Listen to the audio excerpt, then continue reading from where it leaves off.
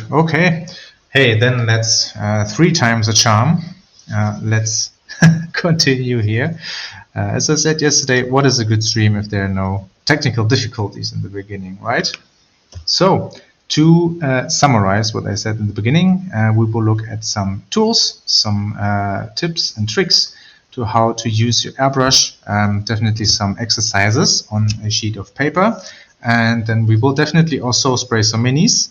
Have some minis here that we will work on during the stream, and then in the end we should have some nice results, and hopefully you have a better feeling and more insight as to how to use your airbrush a little better.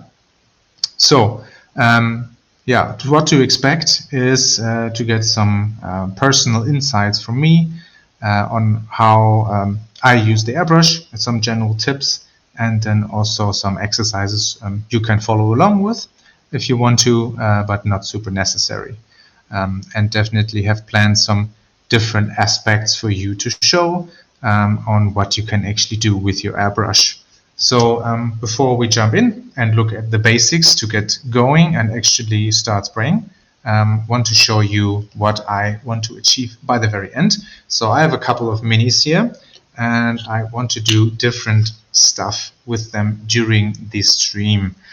So I have this little guy, little underworld Skaven, and I already primed this guy, but we will also get to priming and prime something here on stream. I will use him to show you how to quite easily use some OSL and zenithal shading to create a very quick, hopefully dramatic scene with different light sources to just show you how you can use this as a base to then work on. This is a little also Underworld's miniature, little squid, so very fitting for this stream. As we go along, I will work on him to have some nice bright colors on him and show you how to do some fades.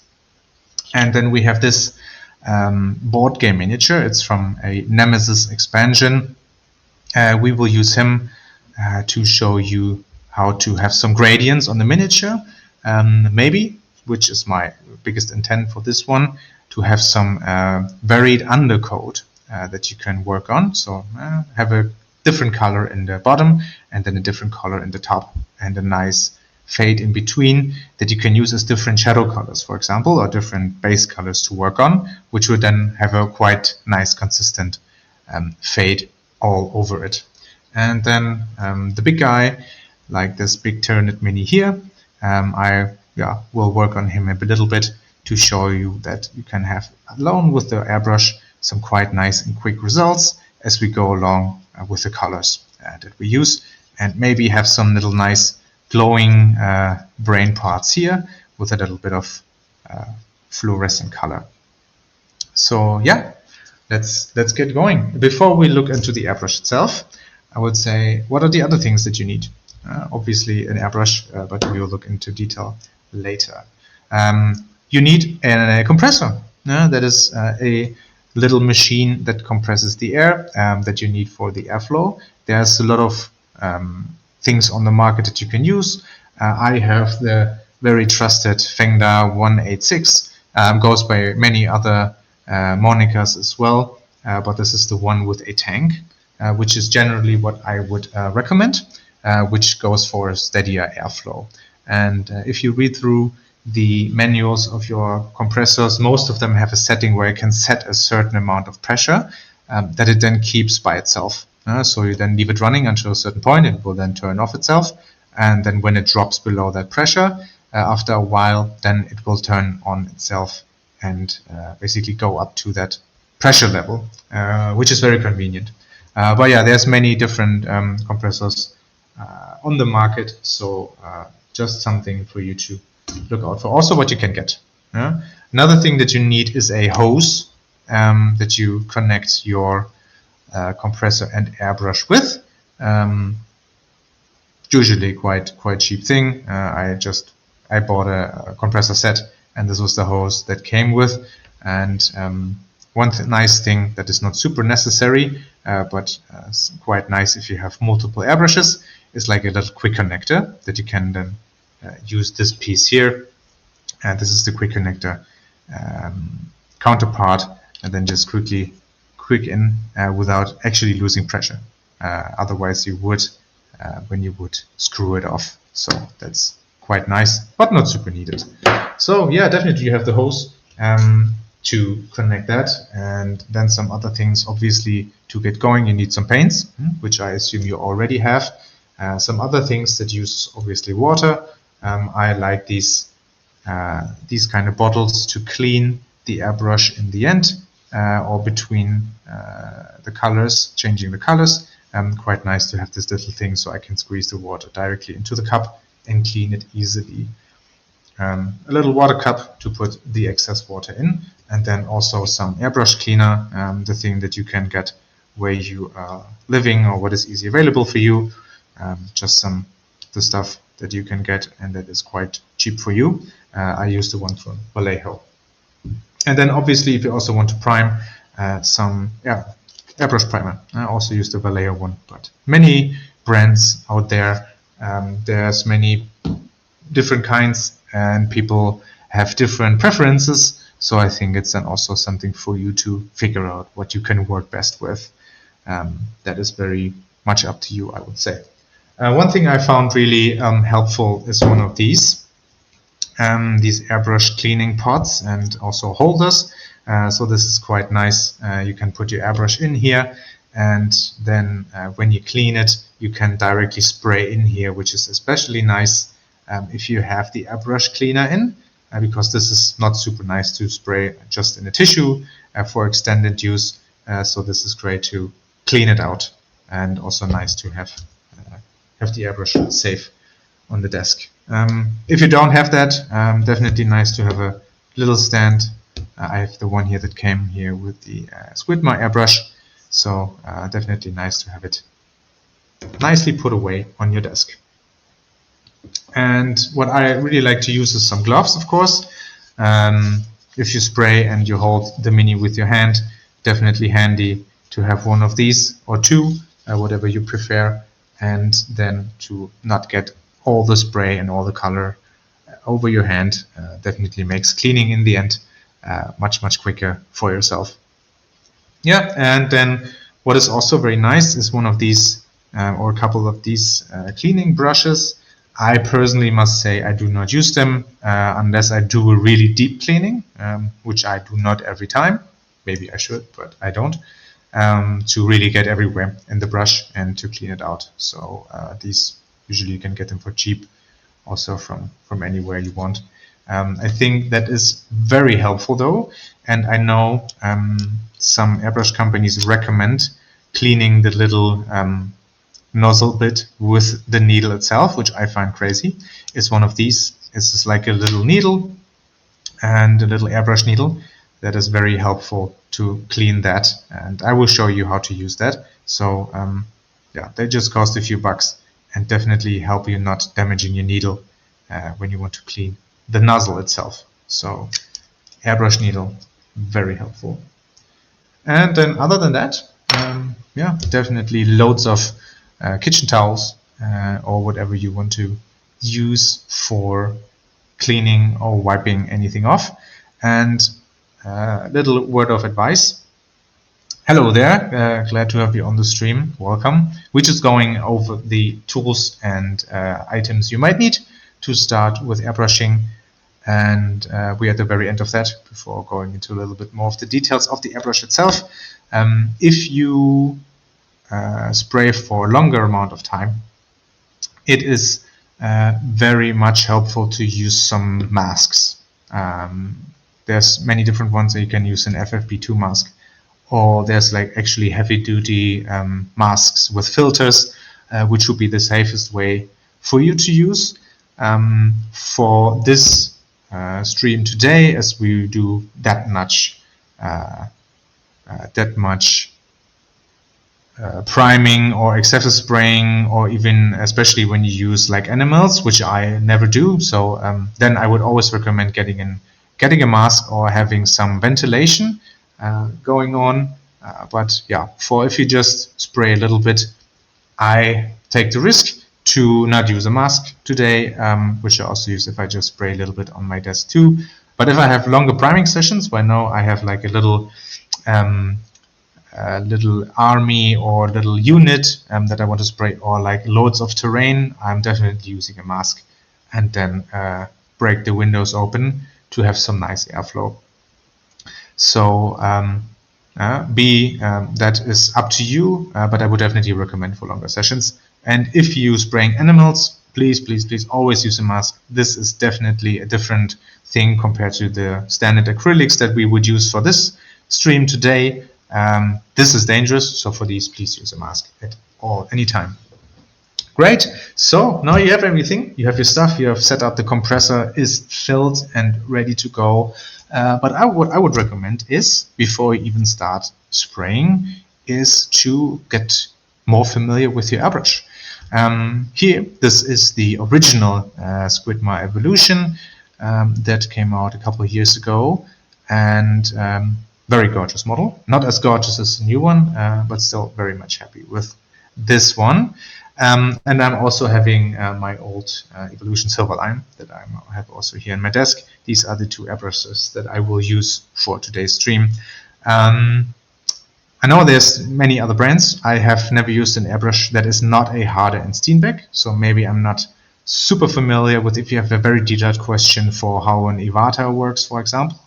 But usually the troubleshooting is relatively similar, but they do work differently in the way of how you assemble and disassemble them. But I still hope for your non-Harder and Steenbeck users that is still helpful for you.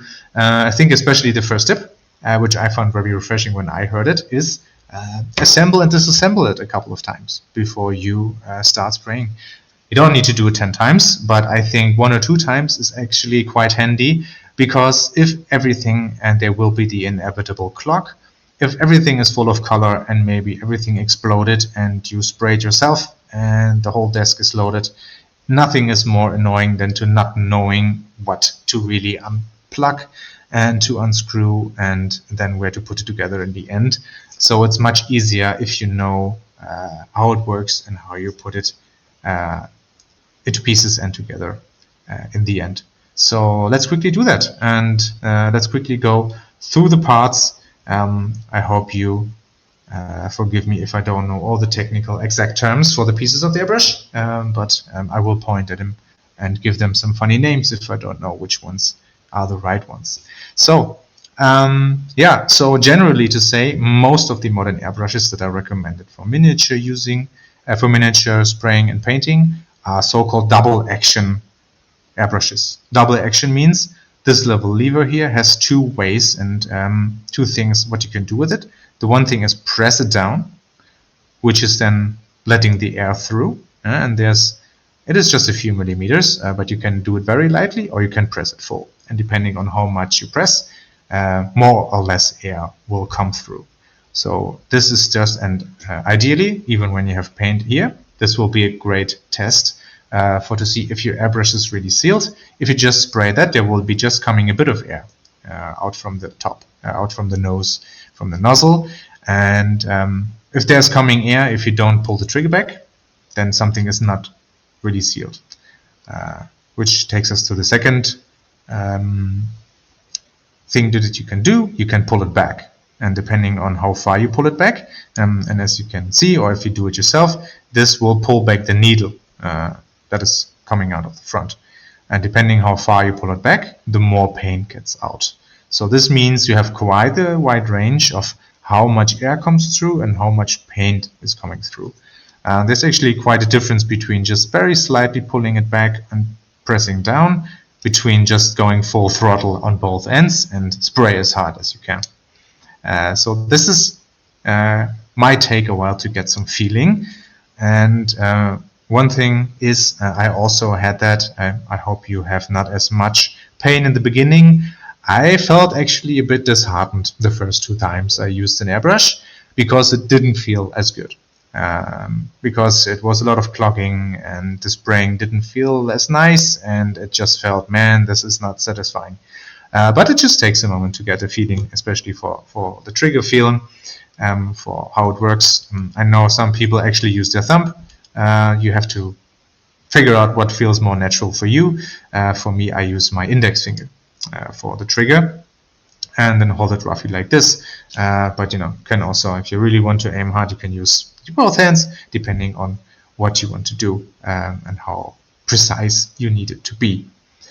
So yeah, this is quite the important piece. And if we then screw that part up here, there's actually the back of the needle in the back here and the little wheel here that fixes the needle. Then of course here we have the painting pot. There's also some different versions that you can put a bigger one on if you have like for bigger priming sessions. On my evolution of my other airbrush, for example, I have the big one on. If I really want to prime a lot of terrain, for example, then I don't need to refill. That is definitely handy. And something that you can also do, which I never tried, if you really want as much control and do not want the little pot in front of your nose to obstruct where you actually spray, you could also leave it off. If you just have very little paint in here and hold it quite gently and don't move like this, so it would all spill out, you can actually also just not use the pot. But I usually use the pot. And for some of them, there's even a lid, which is then also handy to not spill anything, but just to know that you have options. Then, if we continue, we have, of course, then here the nozzle. This is usually for the Harder and Steenbeck, at least, in two parts. And if you unscrew it, there's basically the main nozzle and sort of needle. Okay, folks, here we go. At least something for you to look at. Very sorry about the sound issues. I think it is time to retire this laptop. My only guess is that there's some memory issues. I sometimes also had that with Discord, with video. But yeah, no matter. Let's get going. It will be a little bit condensed, but I think I will definitely get you the basics that I wanted to discuss. So maybe just a few tips that I won't show now on camera, but for you, I think it's great, as I said already on stream, before you start spraying with your airbrush and actually put paint in it, get familiar with its design and how you can disassemble it and reassemble it, because nothing is more annoying than having an airbrush full of paint that you then need to disassemble. Much easier if you know what to do. One thing I will show you how to clean when I actually cleaning it, so I won't disassemble it for now, but definitely do that, so I don't need to do it blindfolded or do it blind, but definitely good to know where to go and what to unscrew. So that's that. To go back into what my plans were for the minis that I wanted to spray is, so maybe this one is a big maybe for this, but definitely want to prime this one, give it a light zenithal with some white ink here. So that is some nice color gradients already, and then we will give them a nice bright, maybe orange red finish, so you can see that you can get some nice results relatively quickly with the airbrush without doing any brush work. This one I just want to do a nice gradient from below to the top, so you either have just a nice rainbow or whatever looking finish, or have a nice fading mid-tone or shadows that are then also consistent over the mini. And then we have this one that I will just spray throughout the course of this recording to give him a little color and a little fade on the tentacles probably, but the focus probably will be the brain here. So, but let's start with the priming. Yeah, I forgot this one. This one I will also give a OSL job, so a little bit of a mix between a zenithal and a light source from below. So my idea for this one will be he is probably in a underground scenario type of thing with the moonlight shining from above and maybe some little green magical glow from below, so you can have quite a dramatic scene, especially with his battle ready stance in here. But yeah, let's get going with the spraying. So definitely always useful to get on your trusty gloves, so when you hold the mini that you don't get paint on your fingers or your hands, which I find quite annoying, because it's also much easier to clean than in the end. So for priming, I use my second airbrush, or was actually my first. It's an Evolution Silverline. Actually, the 2-in-1 for this one, I use a 0.4 needle. Fun fact for the Hardt & Steenbeck users, you can actually see what kind of needle it is when you look at the back of the needle, because there's some nudges here, and there's actually 1, 2, 3, 4 nudges here indicating that it is a 0.4 needle. And then compared to that, I'm using a 0.2 needle for this one, so there's 2 nudges here in the end. So you can check that out if you're not sure what kind of needle it is, then you would know. And yeah, other than that, is quite standard. I'm just using the different needle guard in the front, which is also nice. Between the Hardt & Steenbeck ones, you can interchange parts. Usually, I mean, as they're both in Evolution, even easier. Could also use different pots. But yeah, let's go. We have pressure. We will put in some primer. Just a little bit in here, and then one thing that is important, if you have some bubbles when you spray, this would mean that the top is not screwed properly. So maybe it's either too loose or too stiff, so you screwed it too much. This, at least for me, feels that it can also happen, probably because the little seal is then maybe squeezed too much, and then it's not sealing properly, and then there's still some airflow. So try that you have no bubbles when you spray. This is a good indicator, especially not that there's anything coming back in your direction, right? So, and a different thing is to not move the airbrush too strongly, and that you I mean, for me at least, it feels sometimes natural that you hold the mini still, and as you would use with the brush, that you move your brush hand, but it's actually easier to move the mini and hold the brush steady, the airbrush steady, so that you then also not come into the situation that you maybe spill out the paint from the pot.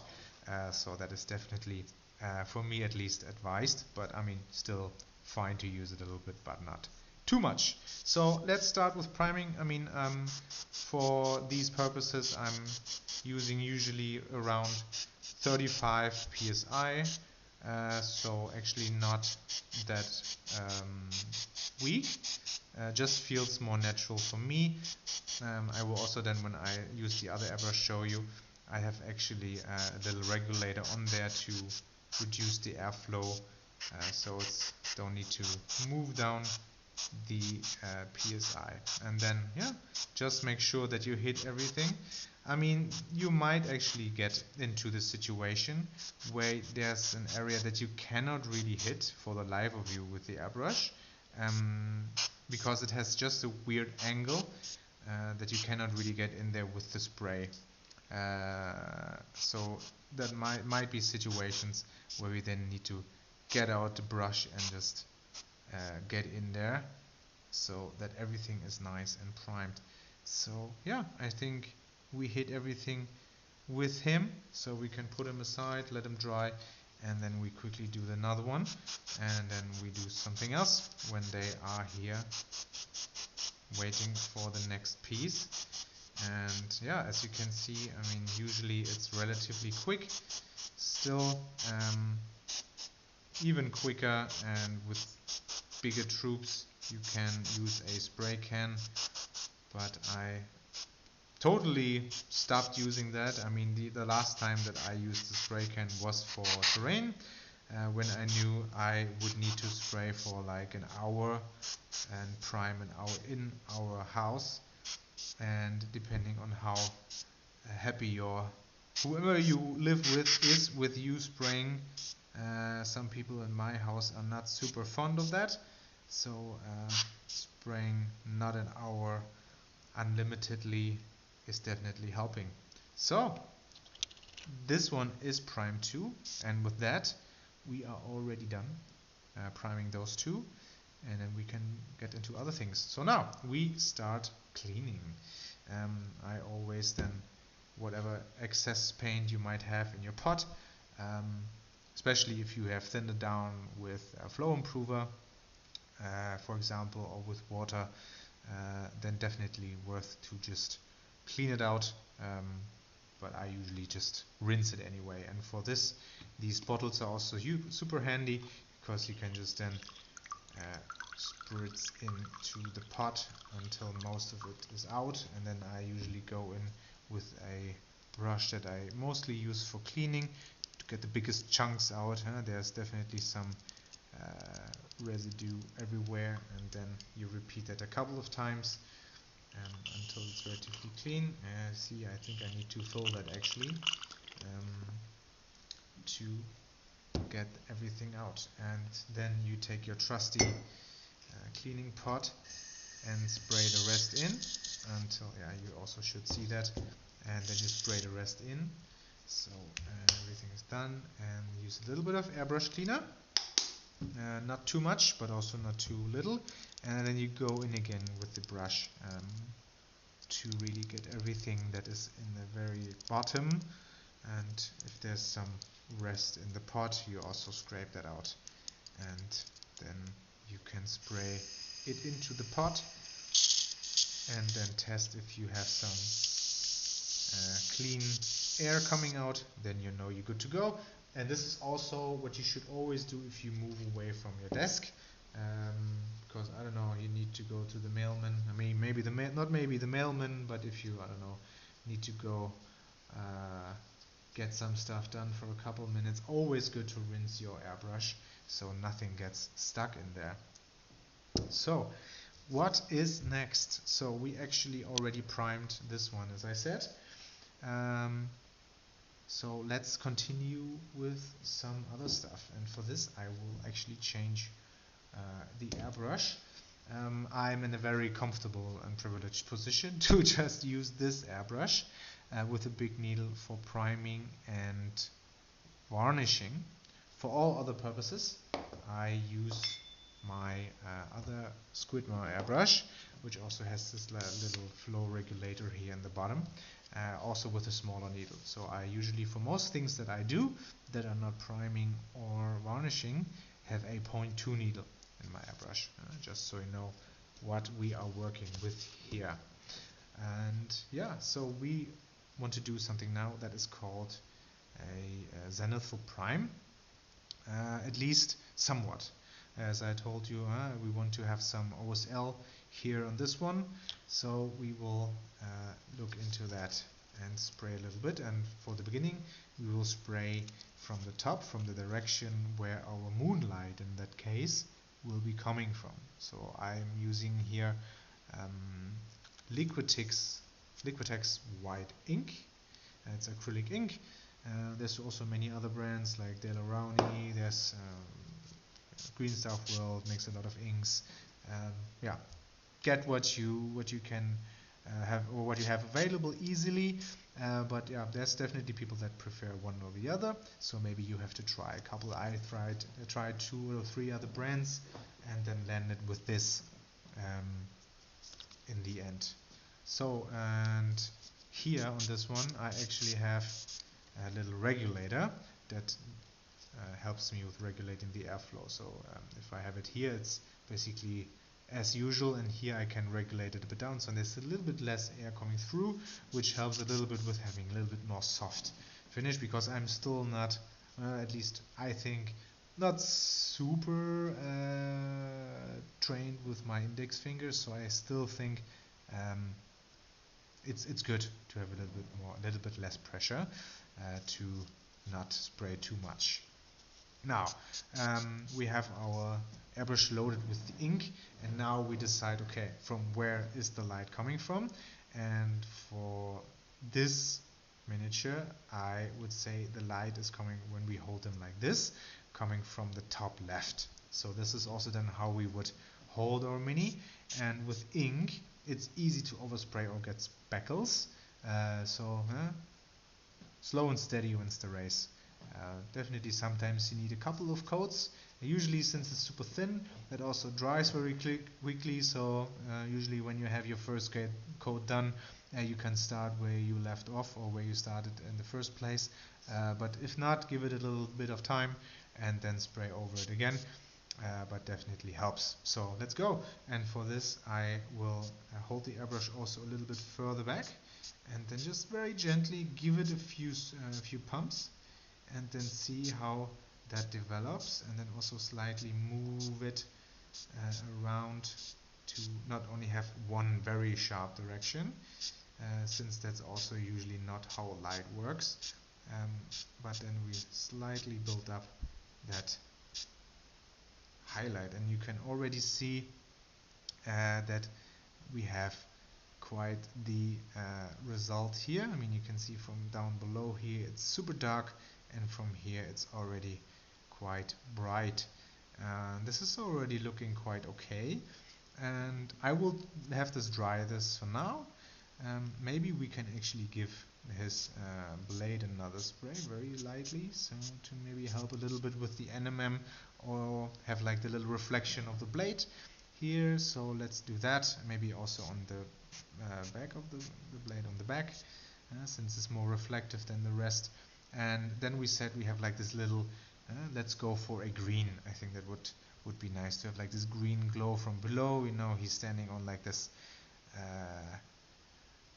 underground tunnel, and there's like some green glowing green magical stuff. And then we actually spray where here the little opening is, and then very slightly spray from here to indicate that there's some glow going off.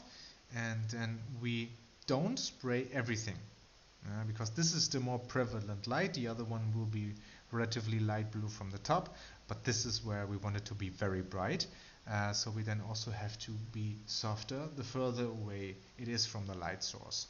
This is the thing with OSL, object source lighting, is that is the brightest at the light source, and then it goes very softer and softer the further it is away. If you have a the very same intensity of light from where it starts and where it ends, it won't look right. So we also have then to emulate that, and for that I'm helping myself with, because we will then use a green fluorescent color. Use the color itself for the rest. I won't spray everything white for the OSL, just have then the rest with the pure fluorescent, so it will be quite weak but still have a nice tint. But where it is the brightest, I will have quite a lot of the white ink here that I spray, and also do that in a couple of bursts, so that we have basically the brightest piece here in the bottom. And you can already see that it starts okay, but we need a little bit more on the pipes, because this is relatively close to the light source. And we will give this a little bit more, give them a little bit more spray, because with the white ink it looks in the beginning quite bright, but then when it dries it definitely loses some of its intensity. And then we hold it like that, we hit it from below, also on the other side of the pipes, that we have here not as bright, concentrating on the lower pipe, because this is like two pipes that he's standing on. And I think you can also see I focus the spray on the lower one, maybe give the upper one a little bit of extra nudge. So I think this is then okay, really taking my time here, and then maybe just a little tinge from below, so I have a little fade also here on his fingies. But this is definitely going into a nice direction. Okay, and now let's give this a little extra kick in here and in here and in here, and then I think we have something that is already looking quite cool. Have it much more brighter in the bottom, and I think we can actually also now go a little bit further in and focus on his head, the top of his back here, and maybe his knee pad, and then give a little bit more on the blade, and then we have, I think, have a nice undercoat already with this. And then if you see it from the back, it's quite dark, which is also fine. This will be just a piece to study dramatic lighting and a little bit of OSL, and I think this is already quite cool. So let's give this another shot here, so it's as bright as we can go to really use all the force that we have for this one.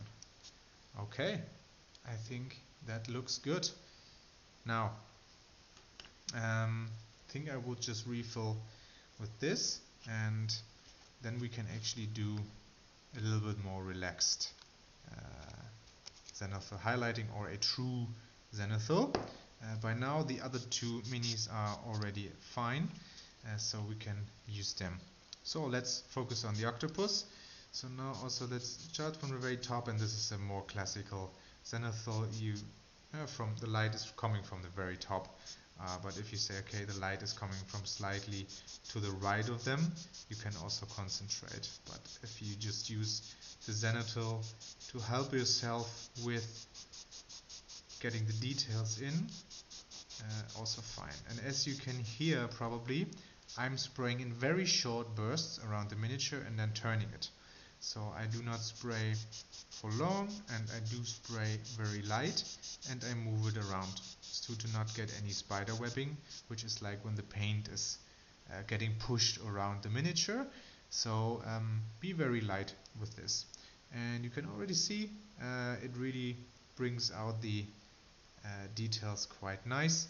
Can definitely focus a little more on the top of his head, and then maybe also give a little, since we want his eyes nice and bright, a little spray into his eyes, and then maybe just a little bit here on the tentacle, since he holds that up nice for us, and also here.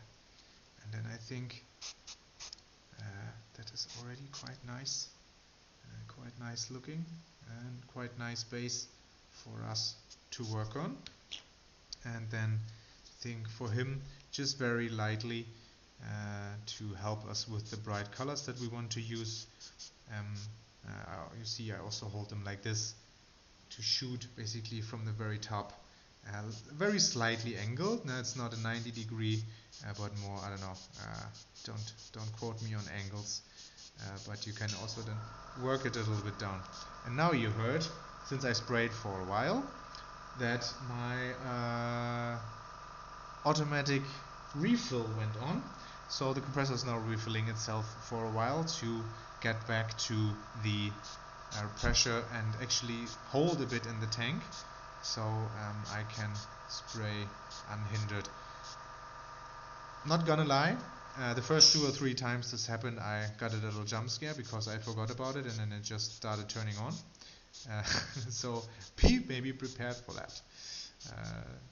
So just very lightly moving it around, and then really taking your time, but all in all it should go quite quickly.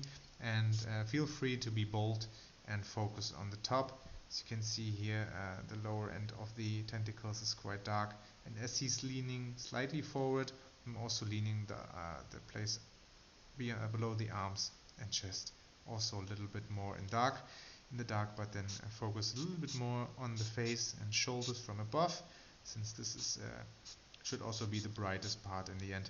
This will also help us with our test that we want to do, to have like a color gradient from the bottom to the top. Okay, so now that's done. What I will do now is already prepare a little bit so that I have it already in, still have some ink left.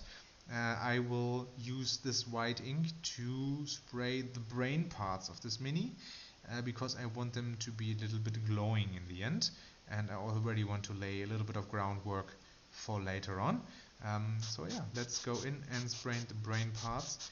And the very nice thing is with spraying it like this, is, even if you overspray, for OSL we can't do anything better, at least for a little bit, because yeah, if something glows, it would bleed into the areas around it. So having a little bit of white that is overshot around the parts that you want to have glowing is the perfect thing, and actually what you want to do. So just take that win and be happy about it. So we definitely need a few coats here to get to the intensity where we want, but since we will also then spray a little bit of blue on the carapace, we will definitely spray a little bit on the brain pieces again. No, you didn't see it, sorry, but this is also fine. We will go into that later. But yeah, you see, I skipped between multiple minis and I sprayed a little bit here, a little bit there. That's also the fun of it, and also just not makes you just twiddle your thumbs between waiting for the coats to dry. Always nice to plan a little bit ahead of, hey, I want to have 3 minis that I give a zenithal, or I want to have 3 minis that I have OSL.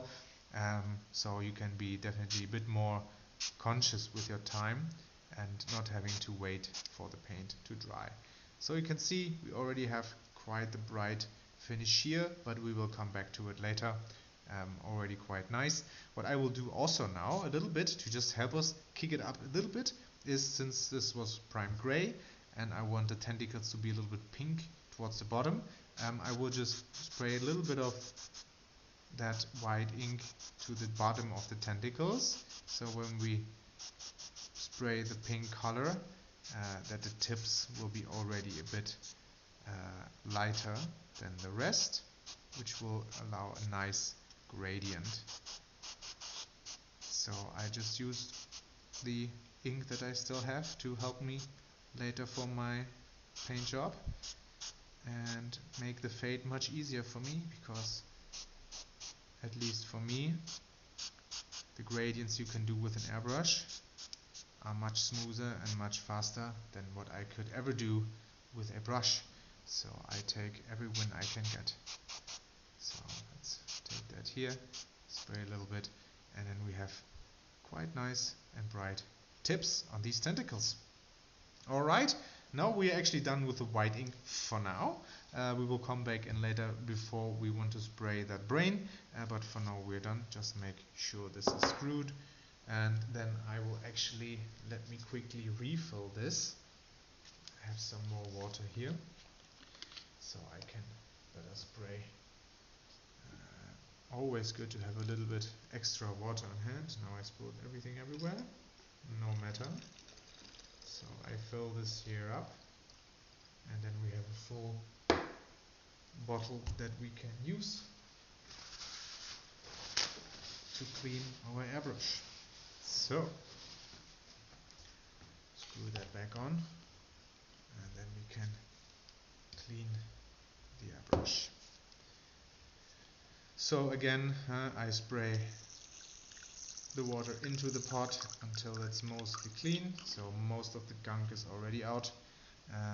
Then I use a brush to go in there and scrape away the dried paint that is definitely in the pot, and sometimes, especially with inks and or primer, it might get a little bit difficult to get it out, so you need to scrub a bit with the brush, but you do that a couple of times and then you rinse, put a little bit of cleaner in, which is then much easier also, but I'm trying to use as much water as I can to save that cleaner only for the very rest, when I'm then happy that I can continue to not use too much of that, just being a little bit conscious of the use of that airbrush cleaner, and then spraying that into the cleaning pot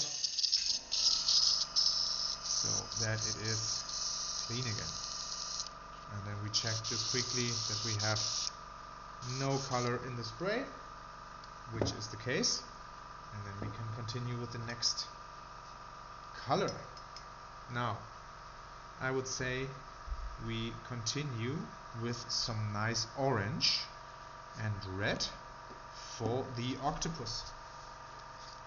So I will probably start with the orange, since it is the weaker color of between red and orange, and then I put a little bit into the cup. I mean, there's also different ways that you can do that. I'm usually putting, if I have dropper bottles, put the paint directly into the cup, and then put a little bit of water to it, but just very lightly. And this is also the thing where you need to figure it out a little bit for yourself, what the perfect paint consistency is. And then when I have a little bit of water in, I mix with the brush inside, and then I scrape the paint at the edge of the pot and see how it flows down. And if it's too thick, I would add a little bit of water, and if it's too runny, I would add a little bit of paint. And usually I like to have something like thick milk consistency, but then always also then spray a little bit back here on the wherever you can spray to test. Sometimes people use their hands or the gloves. You can also use the glove to see how it goes, and then you can see, okay, it actually comes out quite smoothly, and then you can continue. Good, now we have our orange, and this is where we want to so the top of this octopus is where we want to get that orange on. So we will then also probably use it relatively similar to how we used our white ink for the zenithal, and we also very lightly just spray to use as much of the coating that we did with the white ink as possible, to use the shading here. And you can still see it's already orange, it's a very light tint, but you still see the black. Alright, it's not an opaque coat, which is perfect, which I wanted. It's also okay if you really want an opaque undercoat, but then you can maybe forego this and just prime it brighter. Don't need to do that. And also here, take your time and build up those layers, especially with colors like orange that are relatively translucent, but can be very bright if you take a little bit of time and a few coats. But because if you spray too much, again, you will have spider webbing, and then it is not as smooth. And you can already see this looks quite bright, but I think we can actually put it up a little bit more, since this is a very bright and punchy orange. And I am still focusing on the zenithal to just not spray into the dark shadows that we created with our zenithal, to have that working for me still. So the work that I did there is not lost. And now you see this already looks quite nice. So let's put them away.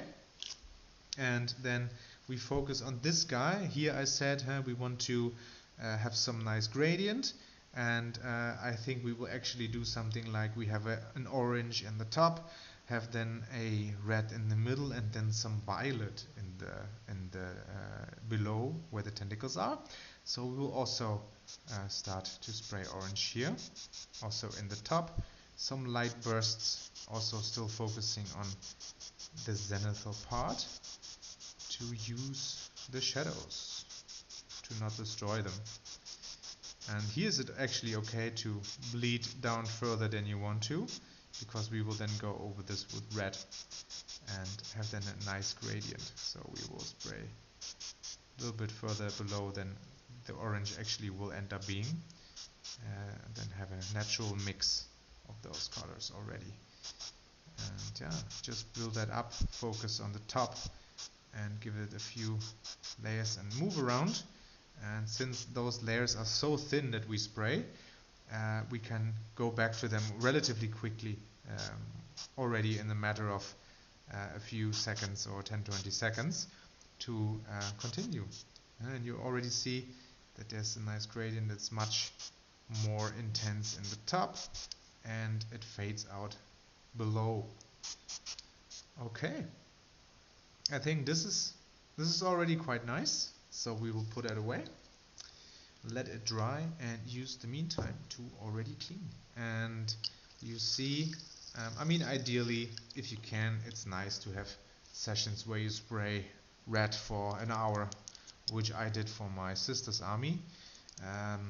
When I spray the highlights or the midtones, you just spray the same color for ages and then just refill, and you don't need to clean in between, but also good to not be shying away from the habit of changing colors with the airbrush, so it also gets muscle memory in to clean the airbrush more regularly, and it's actually not as bad.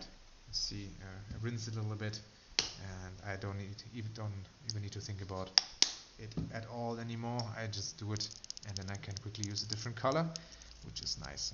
But this is the thing, I mean, it is definitely more, and then I put it back in here into the pot and empty it out, so it is then clean again in the end. And that sometimes takes a moment. And I see there's still some orange in there, which I do not want, to not compromise the next color that I use. So I will do it again, which is fine. Just put a little bit of cleaner in there, work my brush around, and then I also see, okay, the cleaner is now orange again, which told me, okay, there was definitely some stuff left, which is good that I cleaned it. So,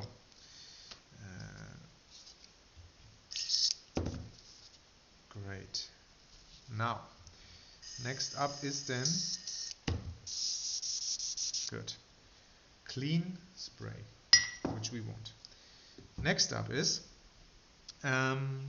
we will probably look at this guy here and give him for now the light blue light from the top, which you said this might be our moonlight, and for that I'm using a turquoise paint to give that shine. Just putting a little bit in there. We won't need much, but also enough that we still don't need to reload in the end. Sometimes with the airbrush it feels like that you need a little bit more than you would think, but sometimes very little is already plenty. But yeah, you will also get a good feeling for how much you actually need in your pot, depending on what you spray. If you just make a light OSL, you probably need very little color, but if you paint like base coats, you probably want even that big pot, and fill that up. So then we see, okay, we turn that a little bit down, and then we have like this nice blue that we now use, and I will just use this very lightly, so just to create a very slight filter, just that we have the nice little blue tinge to know, okay, there's something blue shining on him. And we will take our time, since it's very thin, to not overdo it. And you can see it's already building up. And we also do it from here to have it a little bit in the shadow, so even the dark parts are slightly tinged, which will then add to the scene. And then we have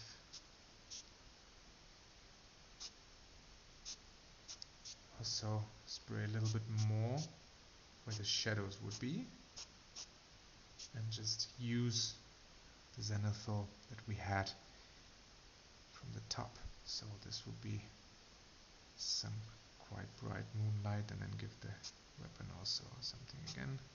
Okay, this is now looking like something. Alright, so there's now some blue light, some moonlight coming from the top,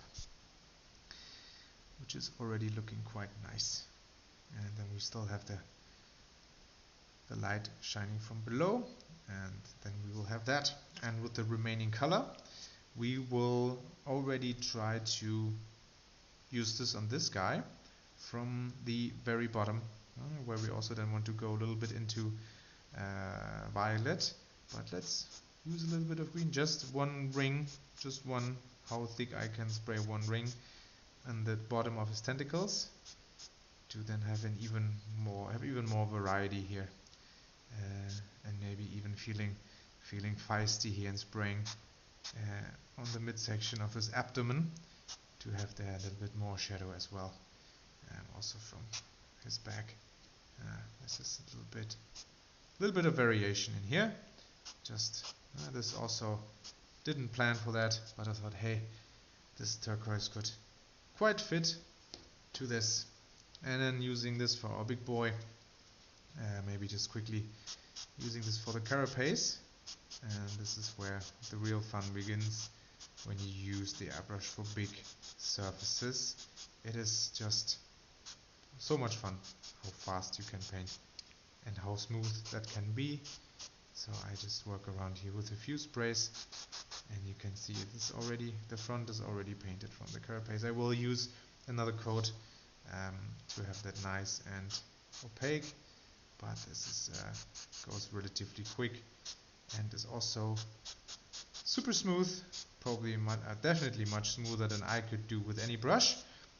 Maybe you are better than a brush than I am, probably, but yeah, it's just, I wouldn't know why I would do this with a brush, at least for the big base coats. If you want to paint some texture on it with a brush, that is definitely the way to go, but for the big flat surfaces, to have some smooth base coat, nothing better than a good spray with the AB. And I mean, for the small part here, we will have some overspray, but we will go in with some white ink again in the end, but we had some nice foundation there. This is already great.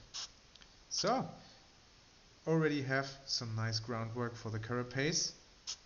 Perfect, just some slight finishes, and you see, I think this all is quite a good example of, if you have multiple projects on the table, you can just jump between them very fast. Now usually you'd focus on one and then try to finish this, but also, why not, hey, let's pick up this mini with this color. I totally did not plan to use this, but why not? Get creative. And I mean, it's just a little thin layer of paint. If it's then also not working, just paint over it. No harm, no foul. So now, next up, I would actually really looking forward to finishing that red. So the next thing we will do is we will spray the green from below. Alright, so just make this nice and clean again, and then finish that OSL piece. And then I will also, since I guess it's not super high quality camera here, I will definitely share some pictures in the end as well of the results of what I did here today, so that you have some better impressions of this. Just quickly spraying through here, making sure that we have a clean spray, which is now the case. Now, fluo paint is very thin.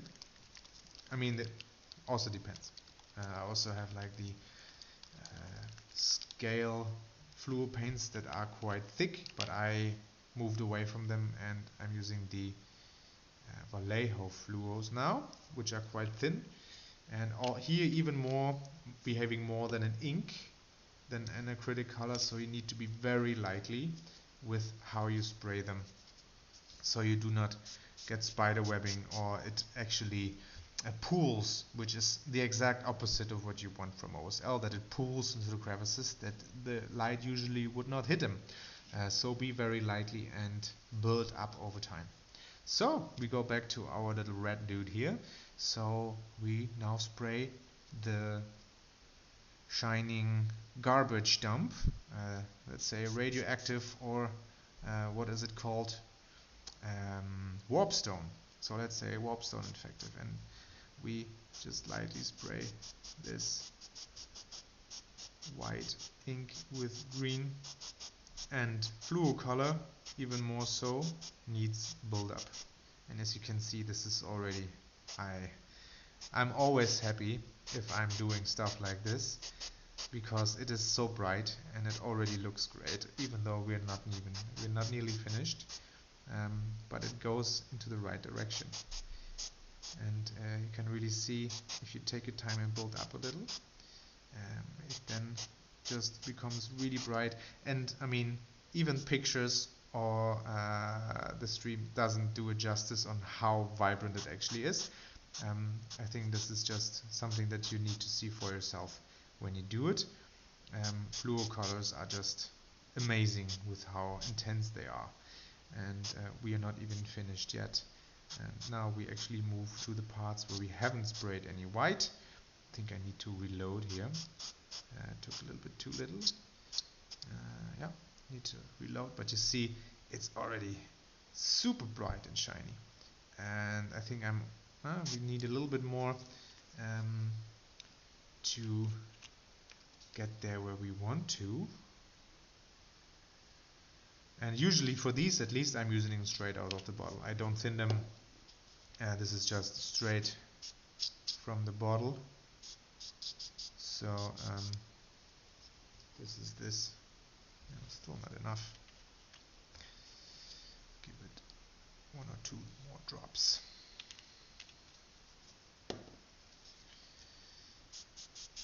Good. Pick that up again. And now you see it's also dried a little bit, but now we'll actually focus on the lower part of him that is only very lightly touched from that green light. And this will be in the very beginning barely noticeable when you spray, and you would think, especially if you spray over black, and you would probably think, does this even work? But yeah, I can tell you it does, because if you take your time and give it a few coats, then you will even see a slight tinge. And that is actually what helps us also, is that with this layered approach, with the fact that we can take our time, that it really helps us with making this OSL looking as great as it can be, since it's just a very nice fade. And then from here I would focus going up a little bit more, and then you can already see this is looking great. From the top there's the blue light, and from below there is the warpstone glow that illuminates him very lightly. And I think what my plan for this little miniature here was, and the scene, is that you just what we did here is we primed him black. We did a zenithal with white ink, and then used white ink to prepare a little bit of OSL from below, and then used 2 different colors to enforce that scene. And I mean, I would already put this on the table. I mean, I would just maybe make some slight adjustments, maybe do maybe a little bit of NMM on his blade. By the way, I can actually, since this blade is a little bit more reflective than the rest, just spray also a little bit of green from below his blade to show that this blade is also catching that light. That was just with just minimal colors and a little bit of planning. You can use the airbrush to make some quite dramatic scenes. So I think this worked out quite well. I mean, what you can do is then put some highlights in from the top and maybe give some more variation in. But I mean, from a composition standpoint, I think I'm already quite happy with this guy. So yeah, this worked out well. And I mean, there's a certain point when there's diminishing returns, but with fluo, usually if you give it a little extra notch, a little bit extra layer, it will turn out quite well. And with this one, I'm very happy how it turned out. So I think success here on this part. Cleaning the airbrush again for the next piece is then, I think let's continue on the squid, and then also the void cedar, which is the official name. So this is the other tentacle guy that looks quite a lot like a D&D mind flayer. Is actually Void Seeder from the board game Nemesis, which is like, I think, a psychic alien race. So if you have ever played Nemesis, the base game, and want some extra fun, look at the expansions. Really fun game. Just a little bit side recommendation here. And they also have quite cool minis. I mean, the quality is not amazing or GW style, but definitely fun enough. Especially the aliens, the board member, the crew members that you play. So basically, the player characters, they are forgettable. They are also not in scale, it seems, with the rest of the game, but still okay. But the monsters and the aliens are super fun. So definitely also something to keep in mind. So using now Mud Red from AK, 3rd gen. They have some quite nice reds as well. My absolute favorite red though is, I have not much favorite of that color favorites, but definitely my favorite red is Primary Red from Scale Artist. It's just unmatched for me in terms of how vibrant it gets. But for the sake of ease, we use this one in the dropper bottle, which is also quite nice, quite intense. And here we go. Alright, let's start on this guy, and now we actually concentrate on the area between or over the orange where it hits the turquoise. Also a very small area, just to have that perfect gradient then. And if you just spray a little bit over it and also let it bleed between the orange and the blue, you then have sort of the perfect gradient. And then in the very bottom we will then spray it violet maybe, but also here feeling feisty and saying, hey, why not have these tips of his little arm spikes being red, to have that color reappearing and to also give that little bit more variety over the mini. Why the hell not? Give it a little bit extra layer to increase intensity, and then that's already quite nice. Give maybe a little bit extra spray on the tips, and then that already looks quite good, I think. Putting him away, going back to our octopus and or squid. I mean, should I know better what the difference is? Maybe. But yeah, this 8-legged sea creature will also then get the same treatment that we spray his tentacles with this red, and this will even more help us here with this nice gradient, and then also spray him red in the shadows a little bit, and where we didn't hit with the orange.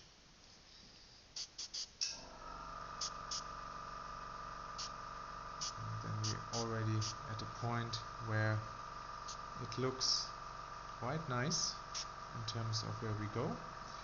And yeah, I mean, with this you could maybe then go in with the brush, paint the eyes, little detail here and there. This guy is basically mostly done.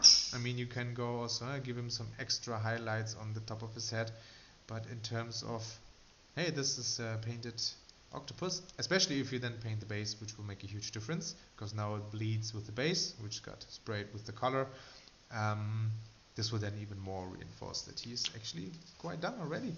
And then yeah, let's maybe use a little bit of the red that we have left to spray here the tentacles of our Tyranid, just the very top, because we said we want to do the bottom in like magenta pink, and to have a nice base to start from, just to use the paint that we have still in the brush to prepare our next step, again making our lives easier.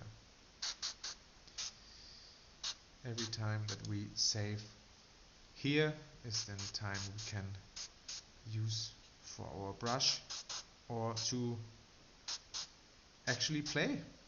Why? This would be crazy. Okay, see, now we have like a nice red base coat from here. Just spray a little bit on the chest to have this go a little bit further up. But for now, I'm already quite happy here that we made use of this red. Now, cleaning time again, and again, as you see, this is this is not as much as I usually change my colors, but for the purposes of this video, I think it's good to also show how fast you can get around to painting 4 different minis. And I mean, I gotta say, we're actually quite quick with how fast we got relatively a lot of them covered. And I think this is also one of the favorite things about the airbrush, how fast you can be.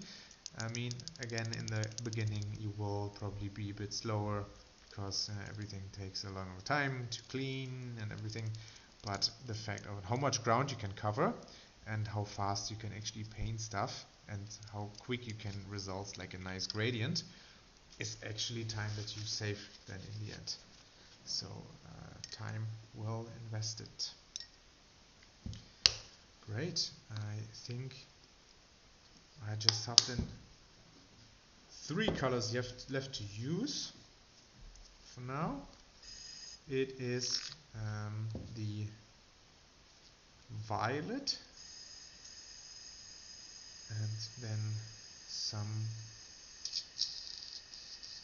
I think violet would be fine. Let's use the violet that we can use on the Tyranid and on the Void Cedar to finish that up. Maybe we even feeling feisty and also give a little bit of violet on the very tips of the octopus.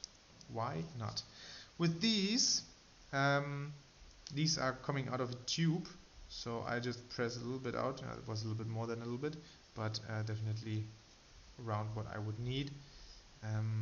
Definitely you need to scoop this out with the brush and then put it in with a little bit of water from these tubes, because these need more thinning than the other colors since they are so thick out of the tube. Okay, let's see. Let's give it a good stirring. I mean, you could also use a little, I don't know, a little pot or a little lid where you mix the colors that you then put in the pot to actually test the viscosity and how opaque it is. Also fine, I usually just mix directly in the pot. I found that easier and quicker. Also less stuff to clean. So let's see if we got a tone that we like. Seems good. Alright, and then we start with the Void Cedar and focus on the very bottom of his tentacles. And then we are basically done with him. And then we have, especially if you want to do this for a larger force, this will go actually quite quickly. If you just spray the same color on, I don't know, 5, 10, 15 guys, and then move on to the next color, you will actually be done in, I don't know, 20 minutes, half an hour tops, and have a super nice base coat all over your minis. And I think I actually would go for a little bit of purple here in the midsection. Also here, maybe also here. Go a little bit further up. Since I thinned that a little bit more down, I can actually then maybe also spray these tips here in the bottom. So, which is also nice that if you have colors reappearing on different places on the mini, which will then make it more consistent.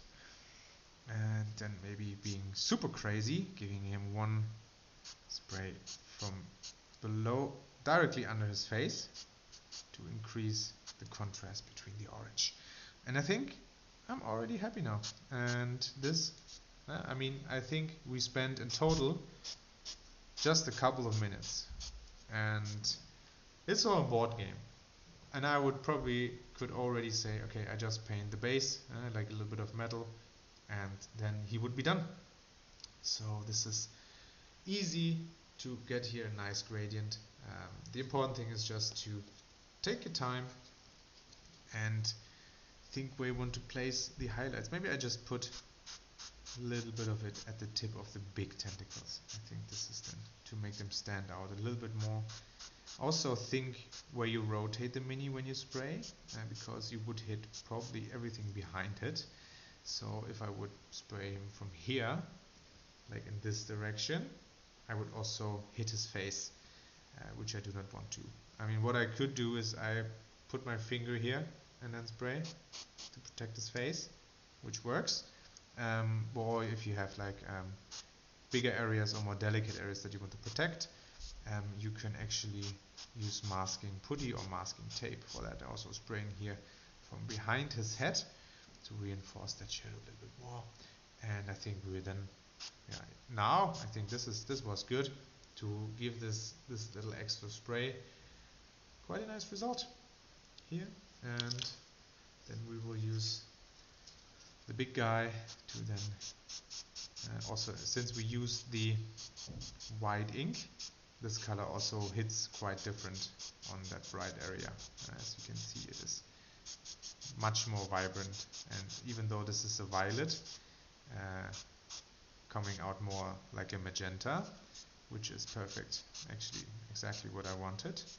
So really depends, especially for the more opaque colors, what undercoat you use, on how vibrant it is, and basically what result you can get. And also, I mean, you can also experiment with colored undercoats like our void cedar, and then paint over him in different colors. Give him the colors that you wanted to paint him in, and then he would look quite differently in the top, even though you paint the same color all over, because he has a different undercoat. This is something very interesting that you can work with if you have like this gradient undercoat that you then paint the same colors over. So definitely also something that you can keep in mind to really increase the variety of the mini, and not only use shadows and darker colors to put focus and say, okay, this is further down below, this is more in shadow, but also having different colors in shadow, which makes the mini much more interesting, I think, to look at. A very different thing to just have, okay, this is a darker red and in the top is a brighter red. But if you look actually, underneath this red was blue, so it is more like a violet tint. Looks much different, and in the top it is then a pure red, even more accentuates what you wanted to do in the first place. So definitely think about it. Some nice results can come out of this. And just for good measure, I spray a little bit in here to give it a little bit of a nice violet shadow inside of this carapace. And then we're looking actually quite good already. And for the final bits, I actually just need to quickly jump to my painting cabinet to get the right fluor color that I wanted to spray the brain with. But before we actually do the final spray with white ink to prepare that. So if you would excuse me for one moment after we did that, we can actually do the final leg of this little Airbrush 101. Again, cleaning out the pot, same procedure as every time. Cleaning it, using the brush to scrape the color away, using water to get the biggest chunks out, and then in the end use the cleaner to get it really clean. I mean, you could technically also use cleaner for everything, but I think this is a bit too wasteful, and I just use water for what I can, and then just for the highlights, just for the very rest of cleaning it, where also water then wouldn't do it anymore, using the cleaner.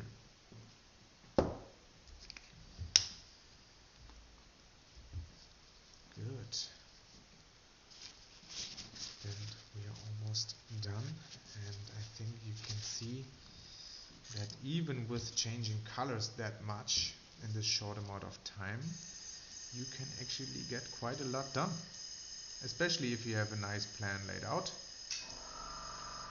You can get a lot of stuff painted, and especially you have big stuff painted like tanks. I mean, I painted a couple of tanks and I exclusively base coated them with the airbrush, and I only base coated like small black parts of the armor, but the biggest chunks I did via airbrush, and I wouldn't even know how frustrated I would be to do that all with the brush. So definitely an easy thing, an easy choice for me, using the airbrush for that. So now, as we said, we go back to the white ink once again to prepare our grand finale, so to say, for the glowing brain. Fun fact is, I actually bought this, I think it's a,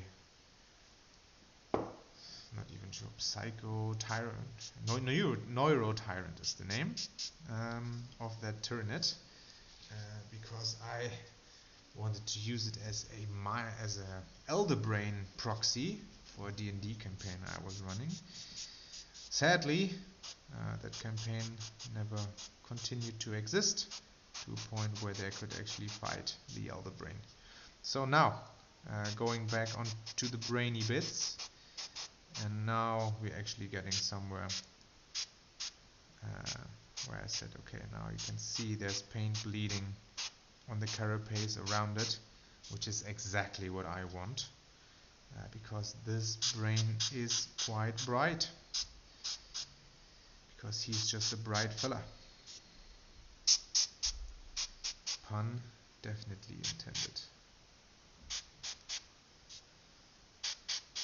Just giving it short bursts with the white ink, giving the layers a little bit time to dry to get it as intense as it can be. Now, what you can definitely do is to get it to a point where you are happy with how bright it is, then spray over with your color, like this would be a fluo pink, and then doing it again, maybe even a smaller area, and then spraying a bit of white again in, and then going again over it, which would then reinforce this layering, but usually, for me at least, one coat is enough. But if you want to go really the extra mile and really want that bright highlight to punch, this is something that you can think about. So I think we're actually getting to a point where it is nice and bright, and then I would just quickly run 2 steps and get that fluo pink that I forgot, and in that time the color is maybe also ready to spray. Good. But before I will clean, and I also need to empty this cup because it's so full of water now from cleaning that it definitely needs also a refresh. Just getting that done, but then I will be back in a few seconds by cleaning the airbrush before, so that you can just leave it.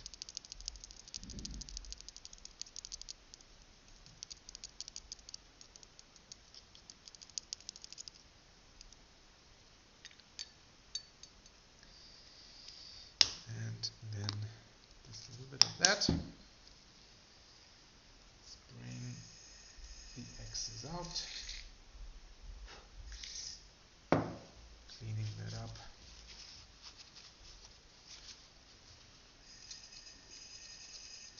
And then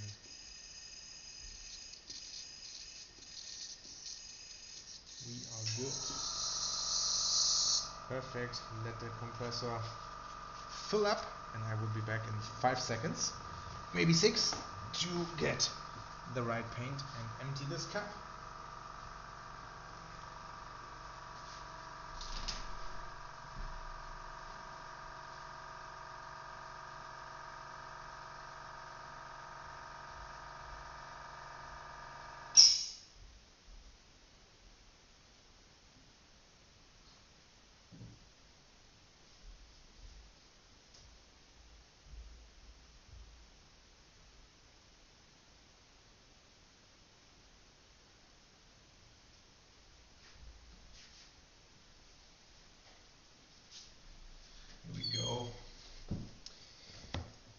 just need to crawl back behind this bench, and there we have the color that we needed. Okay, it is not fully dried yet on all places, but let's already set this up.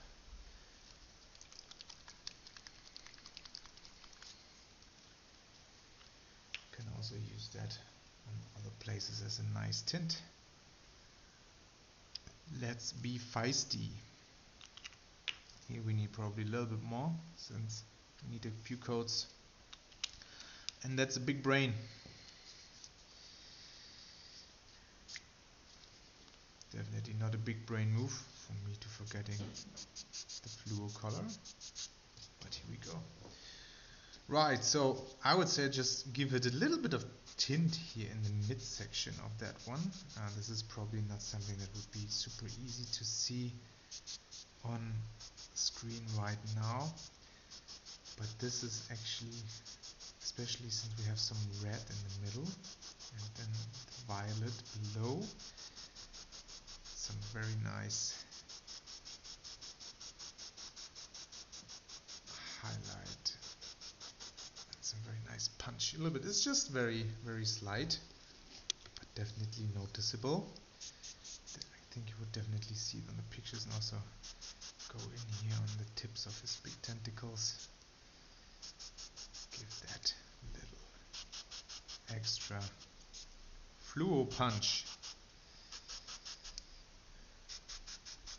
Mama Minis have never lived long enough for the myth, but I think it's actually not a myth. It's true that the fluo pigment's degrading over time. But yeah, let's see. And that they lose intensity if they are in direct sunlight and all that. But great, let's just be feisty and start. We start on the back here on the small brains that are lodged in his back, and we will just slightly give it a few sprays, and you can already see how wonderful that translates into a very bright pink. And then continuing over here and spraying, and you can see all this overspray that we had from the white ink is just now a very slight but very much noticeable light that we created on the carapace. So feel feisty to also spray a little bit further to really underline that this is a glowing brain. And you can see already this is looking quite nice. And that's going to the front. The big leaves are starting also very lightly, building it up quite slow, working our way around, and you can see it's already becoming quite bright. And then we just move around and give it time to dry, and then we see it's already, if we move around a bit, it is already very intense. I mean, it is not doing it justice what you see on camera to what I am seeing. I will try to make a good picture and actually be so free to crank up the vibrancy to a point where I would say, okay, this is actually how it looks, because right now it's super bright, but on camera it looks super dull. I will show you pictures of how it actually looks.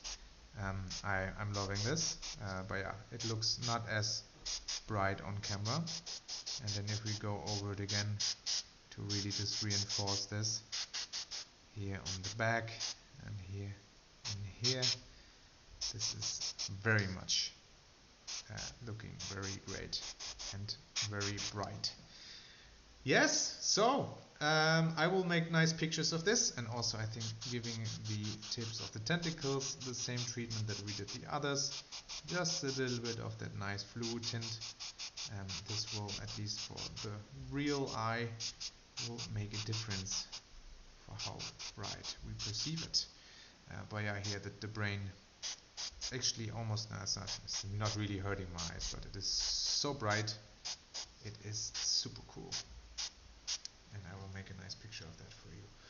Yeah, what I wanted to show you here with these was, I think, a hope how fast you can get stuff done with the airbrush. And as a last step, let me clean the airbrush one last time, and then I will also deep clean it and show you one thing, or at least one quick thing that I think is very important when you clean the airbrush thoroughly, or sometimes what you have to do when you had a clock, which I didn't today, knocking on wood 3 times. But yeah, it will happen, it might happen, and it's also not bad if it happens. Sometimes it's just how the paint works, and if you leave it a little bit too long, you never know what is actually the reason. So don't be too disgruntled if it's not working. So we're doing this here now.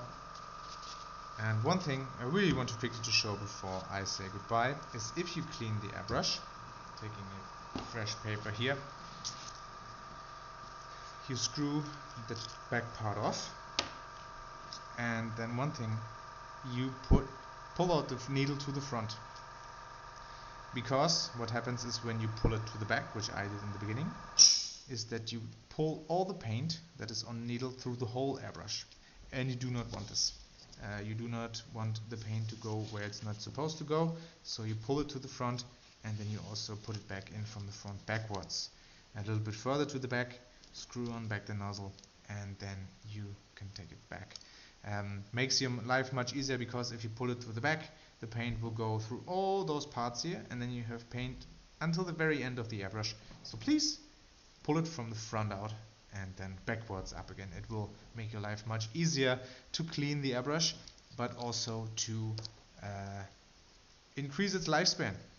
So, and then you take everything out, because this is then a part that you do not need to clean ever, unless it's like a huge leak, which is then nice. And then we just run a little bit of cleaner through it, and then I will do the rest off camera. But I think this is the one tip that I wanted to give you, to pull this out from the front.